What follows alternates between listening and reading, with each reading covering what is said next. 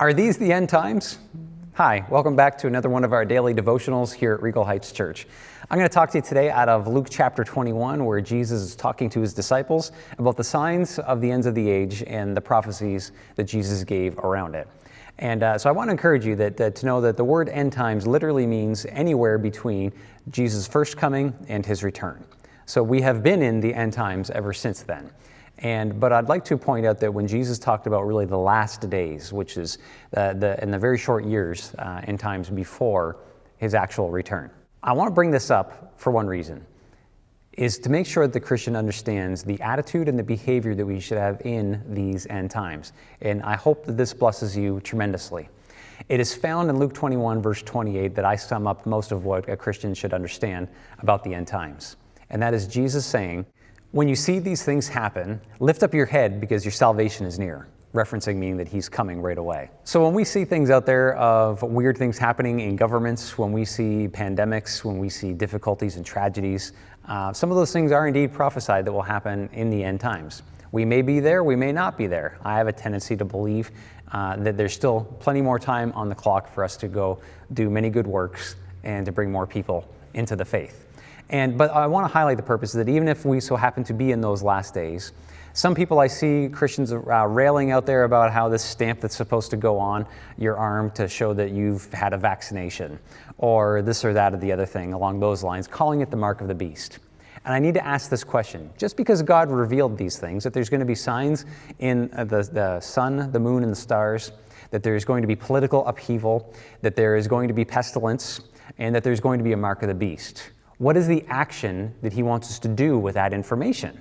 I would hold that Luke 21, verse 28, and I'd like you to read the whole chapter for your homework today. You'll be blessed to read Jesus' prophecy out of his own lips to the way the end is going to go. That we're supposed to lift up our head to see that it's coming. It is the blessed hope. The return of Jesus Christ is the fulfillment of every blessing that he has promised us. See, if we put all our hope in this world and just hope God's going to bless us through it, we're still all going to end one day. We want to be together with him forever in heaven. And so we don't put all of our hope in this world.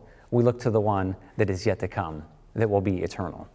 And so as we look to that, our job is not to try to stop Jesus' prophecy from happening. He said it, it's going to happen. But what we need to also pay attention to is Matthew chapter 24, verse 14. This is where Matthew writes this same bit. He gives a little bit more information than Luke, though, where he says, "And this gospel of the kingdom will be preached to all people, and then the end will come." So much like a student who races to finish the questions at the end of exam because time runs out, the student doesn't look to try to stop the clock. The student tries to work faster. So when we see these things happen, it is not to be out there to go and protest and to stop these things from happening. It is our job as the Christian to get busy with the ministry that Jesus entrusted us to get her done, and then to lift up our head to know that our salvation is coming.